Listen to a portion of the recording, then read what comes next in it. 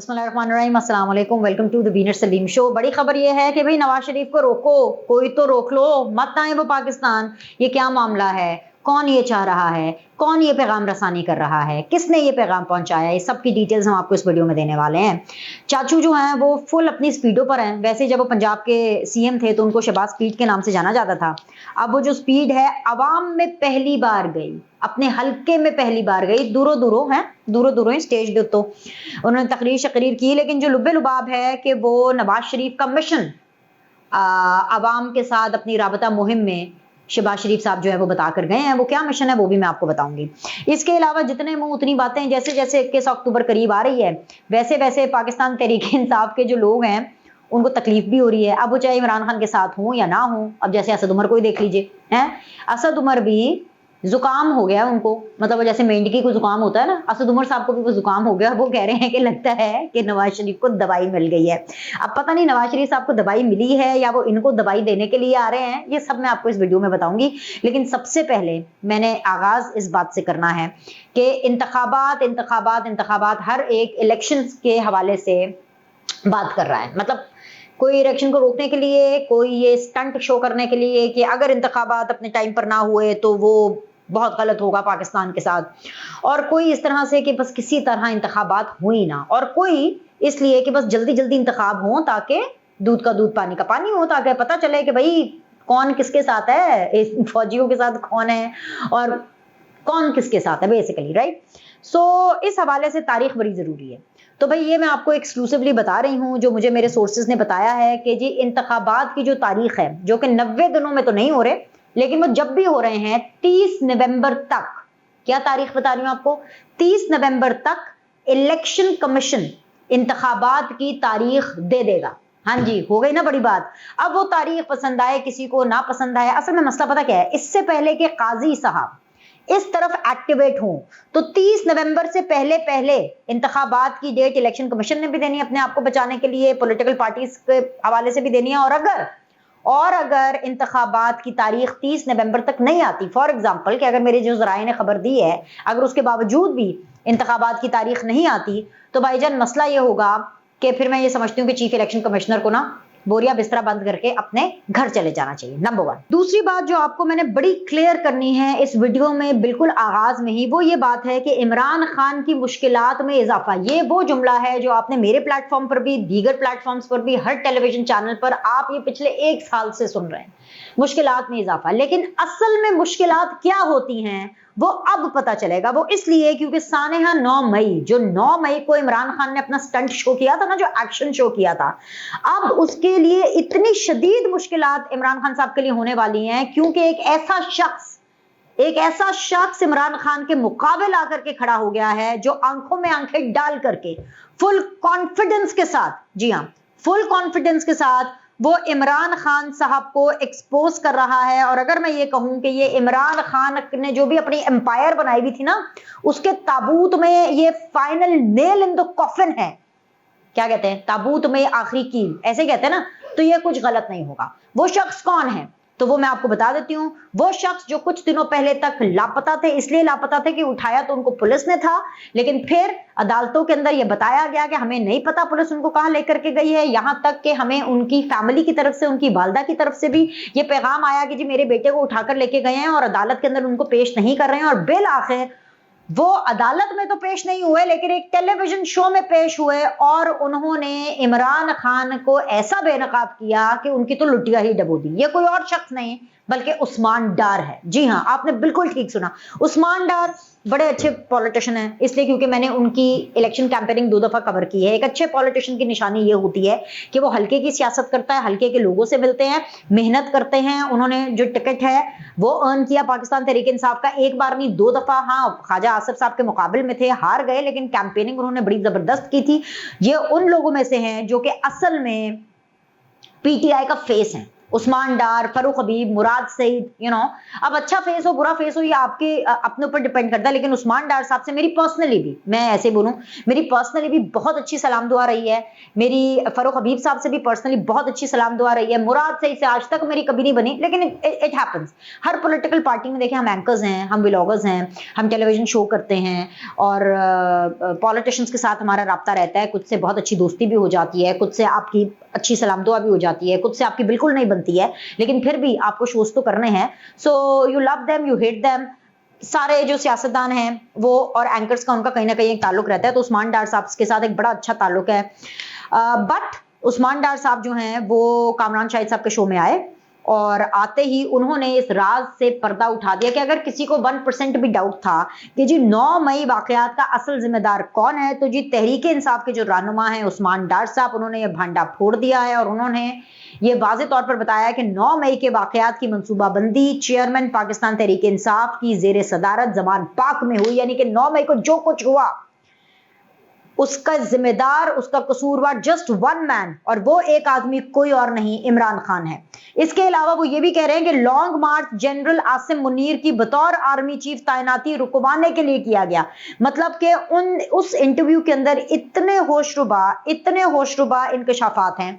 اچھا خیر, میرے لیے اور بہت سے ایسے لوگ جو کہ آلریڈی کافی عرصے سے یہ باتیں کر رہے ہیں, ان کے لیے کوئی نئی چیز نہیں ہے, لیکن نیا اس میں یہ ہے کہ somebody like عثمان ڈار, یا کل کو اگر وہ فاروق حبیب ہو, یا کل کو اگر وہ مراد سعید ہوں, اور یہ وہ بھی کریں گے, یہ میں آپ کو آج پہلے ہی بتا رہی ہوں کہ مراد سعید بھی کریں گے, فاروق حبیب بھی آ کر یہ بات کریں گے, کیونکہ سچ کو آپ روک نہیں سکتے, سچ کو آنچ نہیں ہے. یہ جو عمران خان صاحب نے سب کو چابی دی تھی نا, انکلوڈنگ عثمان ڈار, کہ بھائی یہ کر دو اور فوج کے اوپر ہم چڑھائی کر دیں گے اور ان کے اوپر ہم اٹیک کر دیں گے اور ہم ان سے نبڑ لیں گے اور فوج گھٹنوں پر آ جائے گی, اور پھر عمران خان صاحب سے بارگن کرے گی کہ نہیں جی ساڈا وزیر اعظم تو عمران خان, وہ دن آج تک تو پاکستان میں آیا نہیں ہے, اور آنے والے دنوں میں وہ دن آنے کے کوئی چانس بھی نہیں ہے. کیا سین ہے کہ کوئی چانس نہیں ہے.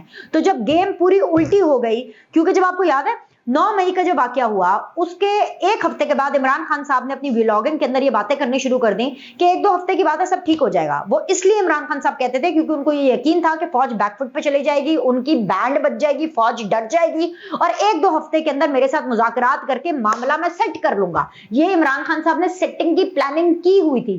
اور پھر سونے پہ سہاگا اس time per Bushra be be, ان کے موکلات, بشرا بی بی نے بھی عمران خان صاحب میں خوب پھونک بھری کہ ایک دفعہ آپ جنرل عاصم منیر صاحب کے آمنے سامنے بیٹھ جائیں, ان کی آنکھوں میں آنکھیں ڈال کے آپ دیکھ لیں, تو جنرل عاصم منیر صاحب آپ کے سحر میں مبتلا ہو جائیں گے, بالکل اسی سحر میں جس سحر میں عمر عطا بندیال صاحب مبتلا ہیں, جن کو دیکھ کر کے آپ کو ان کو لگتا ہے کہ گڈ ٹو سی یو, آپ کو کہتے ہیں نا وہ. تو عثمان ڈار نے ایسے راز افشا کیے ہیں, تو لبے لباب میں نے آپ کو بتا دیا. دیکھیں میں کامران شاہد صاحب کا جو پورا پروگرام ہے دنیا ٹیلی ویژن پر جو وہ 8 بجے کرتے ہیں, میں پورا وہ پروگرام اس کی ٹرانسکرپٹ پڑھ کے اس کا جو کانٹینٹ ہے وہ یہاں پر آپ کو بتا کر کے ان کو ڈسکریڈٹ نہیں کرنا چاہتی. اس ٹائم پر ایک بڑا انٹرویو اور ایک بہت ہی اچھا پروگرام انہوں نے مرتب کیا. میں تو آپ سے بالکل ریکویسٹ کروں گی کہ آپ ان کا وہ پروگرام جا کے ضرور دیکھیں. جو بڑی خبر تھی وہ میں نے آپ کو دے دی ہے, اور وہ یہ ہے کہ بھائی عثمان ڈار نے عمران خان کو کہیں کا نہیں چھوڑا, منہ چھپانے کی بھی جگہ عمران خان صاحب کے پاس نہیں ہے. اور اب میں آپ کو بتا رہی ہوں کہ یہ عمران خان صاحب کی خلاصی ہے. اب آپ کو پتہ چلا کہ ایکچولی برا وقت ہوتا کیا ہے. لیکن ان لوگوں کی آپ باتیں سن لیں, اسد عمر ہو گئے, فیصل واڈا ہو گئے, جو نہ 3 میں نہ 13 میں ہے, کس کے ساتھ ہے کسی کو کچھ نہیں پتا. اسد عمر فیصل واڈا تو مجھے لگتا ہے اپنے ساتھ بھی نہیں ہے, لیکن ان دونوں حضرات کے پاس اتنا وقت اور اتنا ٹائم ہے کہ وہ ٹرول کر لیں. اسد عمر صاحب جو کہ خود فوجیوں کو یہ آفریں کراتے پھر رہے تھے کہ مجھے آپ بتائیں, میں آپ کا یس مین بننے کے لیے تیار ہوں, آپ مجھے لکھ کر دیں, میں ایک لفظ جو آپ بولیں گے میں وہ دینے کے لیے تیار ہوں. اس آفر کو فوجیوں نے رد کیا. انہوں نے کہا کہ بھائی ہمارے سے یہ کام نہ کراؤ, فوج نے اب سیاست اس طرح سے نہیں کرنی ہے, سیاست میں انٹرفیئر کرنا ہی نہیں ہے. ہم ابھی نگراں سیٹ اپ کے اندر ہے, جتنا بھی ہم انٹرفیئر کر رہے ہیں ملک کو ٹھیک کرنے کے لیے ہم اتنا کریں گے کیونکہ ہماری ذمہ داری ہے. Once the election is called, once the government is there, بھائی یہ ہم سے یہ بارگیننگ نہ کرو. فوج نے شٹ اپ کال دی اسد عمر صاحب کو. یہ میں نے آپ کو خبر دی تھی اپنے اسی ڈیجیٹل پلیٹ فارم کے اوپر, اور ابھی تک میں اسی خبر کے اوپر قائم ہوں. اور وہ شخص جو کہ فوج کے ساتھ بارگین کرنے کے لیے کچھ بھی کرنے کے لیے تیار تھے کہ کسی طرح ان کی خلاصی ہو جائے, اور اس لیے اگر سائفر میں ان کو کچھ کہا نہیں جا رہا تو اس کا یہ مطلب تھوڑی ہے کہ مینڈگی کو بھی اب जुकाम हो गया तो अब मेंढकी की भी बातें सुनाई जाएंगी। अब असद उमर साहब ये फरमा रहे हैं कि शुक्र है भाई नवाज शरीफ साहब को दवा मिल गई। किसी ने उनसे पूछ लिया भाई नवाज शरीफ साहब आ रहे हैं, तो उन्होंने कहा शुक्र है भाई 3 साल के बाद उनको दवा मिल गई है। असद उमर साहब को क्या पता कि नवाज शरीफ साहब दवाई लेकर आ रहे हैं कि इनको दवाई देने के लिए आ रहे हैं, क्योंकि वो दवाई क्या दे रहे हैं वो तो शहबाज शरीफ ने हमें बताया है, वो मैं आपको बताती हूँ। लेकिन मैं पहले फैसल वाडा साहब का पैगाम भी दे दूं। नवाज शरीफ मत आओ, ये पैगाम दे रहे हैं। कौन दे रहे हैं जी? ये फैसल वाडा साहब ये पैगाम दे रहे हैं जी। जो फैसल वाडा साहब हैं उन्होंने कहा है कि जी नून लीग का सॉफ्टवेयर अपडेट हो गया है, नवाज शरीफ को वापस नहीं आना चाहिए। मरियम नवाज के जलसे में 500 लोग नहीं आते थे तो 5 लाख लोग मीनारे पाकिस्तान कैसे आएंगे? उन्होंने कहा कि जी मौजूदा हालात वाकयात ऐसे हैं कि जनवरी के आखिर तक इंतखाबात होते नजर नहीं आ रहे हैं। भाई ये तो जी फैसल वाडा साहब का मशवरा था। बड़े बुजुर्ग और सियाने लोग कहते हैं कि मुफ्त का मशवरा नहीं देना चाहिए, क्योंकि ये मशवरा मानना ना मानना ये तो अभी नवाज शरीफ साहब पे डिपेंड करता है। लेकिन पैगाम उनको ये पहुंच गया, ये पैगाम उनको पहुंच गया है कि मियाँ जी तुसी ना वो हजे ना वो पाकिस्तान वापस। लेकिन इसके बावजूद आज जब तक मैं वीडियो रिकॉर्ड कर रही हूँ अभी तक भाईजान 21 अक्टूबर की बुकिंग हुई भी है। ठीक है, आगे आ जाए जी। अब वो जो दवाई दी है ना, जो दवाई की पहली डोज है ना, वो शहबाज पीठ में दी है। ठीक है, अब साथ ही एक तो डोज भी दे दी और दूसरी बात ही आपको पता चंद दिनों पहले भागते भागते शहबाज शरीफ साहब गए थे, मतलब भागते भागते इन द सेंस कि वापस आए लंदन से। ठीक है, वहां पर 1 महीना ऑलमोस्ट रहने के बाद जैसे वापस आए उसके बाद जी फिर 1 दिन के बाद दोबारा उनको वापस भागना पड़ा लंदन। तो तब बड़ी चैम गोइयां हुई, हमने भी आपको बताया कि क्या बातें हुई थी। तो उस टाइम पर तो थे नहीं ऐसी तो कोई बात नहीं, नो नथिंग। लेकिन जब बेदिया में जब अपने हल्के से एक तो वजीर आजम बनने के बाद बेसिकली नहीं अपनी एक्चुअली वजारत उज़्मा खत्म होने के बाद, या that's a better way to say, पहली बार अपने हल्के में गए और उस हल्के में उन्होंने जाके तकरीर की और इसको उन्होंने अवामी राबता मुहिम का एक वो टर्मिनोलॉजी दी और इसके अंदर उन्होंने बताया है वेरी क्लियरली कि जी वो लंदन क्या करने गए थे। तो वो लंदन ये करने के लिए गए थे कि वो आप लोगों को ये बता सकें कि नवाज शरीफ साहब ने किसी से इंतकाम नहीं लेना, इंतकाम नहीं खुशहाली। नवाज शरीफ का ये वाला मिशन है। कौन सा वाला मिशन है? इंतकाम नहीं खुशहाली। नून लीग ने एहतसाब के बजाय इख्तदार की ऑप्शन चुन ली है, ये मैं आपके सामने ऐलान कर देती हूँ। इख्तदार अब नून लीग को मिलेगा, इसलिए क्योंकि एहतसाब ये लोग कर नहीं सकते। वैसे तो खैर पाकिस्तान में कोई भी नहीं कर सकता मौजूदा टाइम पर। नवाज शरीफ में थोड़ी बहुत हिम्मत तप्पड़ थी कि वो कर सकते थे, लेकिन ऑब्वियसली वो इतना टाइम मुल्क से बाहर रह करके आए हैं कि अब भी एहतसाब नहीं हो सकता, और अगर एहतसाब करना है तो फिर इख्तियार नहीं मिलना। और बकौल वो जो हमारे पीपल्स पार्टी के खुर्शीद शाह साहब हैं, वो जैसे टेलीविजन शोज के अंदर आकर के कह रहे हैं कि क्या मजायका है कि अगर नवाज शरीफ जेल में हो और शहबाज शरीफ वजीर आजम हो तो क्या बुरा है, क्योंकि तब तो नवाज शरीफ के लिए जेल भी जाती उम्रा जैसी होगी। समझ रहे हैं? ये उन्होंने कहा है खुर्शीद शाह साहब ने। मैंने कहा मैं आपको बता दूं। सो आई डोंट नो कि ये जो भी इनकी अंडरस्टैंडिंग है, बट उसमें एक चीज बहुत वाजे है, और वो ये चीज वाजे है कि जो नवाज शरीफ साहब हैं उन्होंने आते ही डंडे नहीं चलाने हैं।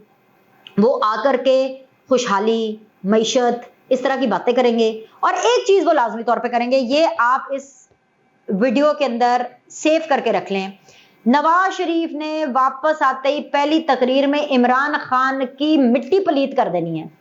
नवाज शरीफ ने उस तकरीर के बाद जहां जहां जाकर के अपनी बात करनी है, कॉनम मीटिंग्स में, जलसे में, अवामी राबता मुहिम में, नवाज शरीफ ने इमरान खान की आत्मा रोल देनी है। ये बात आप लिख करके रख लें।